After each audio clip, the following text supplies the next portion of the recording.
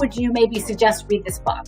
I would suggest I read this book, and I already did, because I made absolutely no connection between the psychology of sex and the physiology of sex. Like, I talk about sex with my friends a lot. Like, we are all in our late 20s and early 30s, and it's lockdown. This is all we have. And we always talk about the psychology of it and never the physiology. And I vaguely knew the science behind it, but I was just sort of blindly trusting physicians.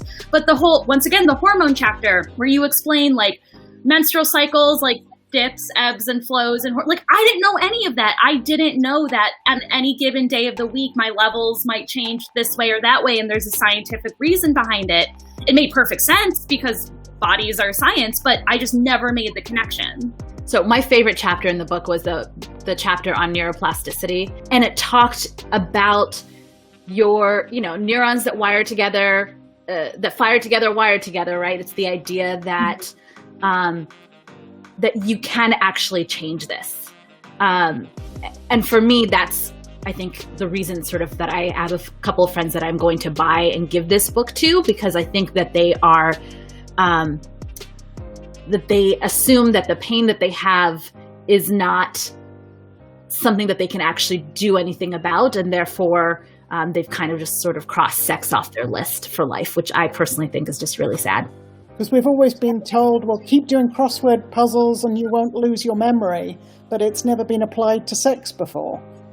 Oh, I love that, Kate. I think that's use it or lose it. If you had to pick out from this book what you may have found personally the most either eye-opening or helpful, Kate, what would you say?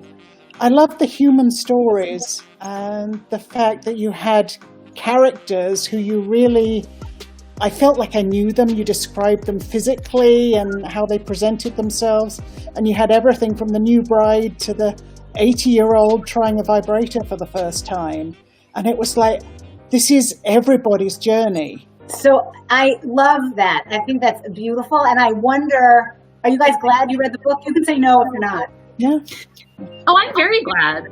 Especially the piece that said, get childcare, get someone to clean your house so that you can make time, because that is an important piece of your sex life. Right now, I really appreciated that. So the timing was great.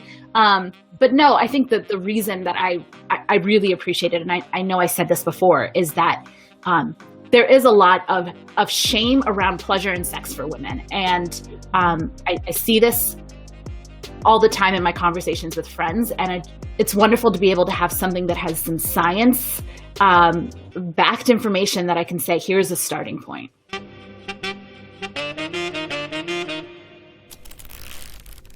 Hachette.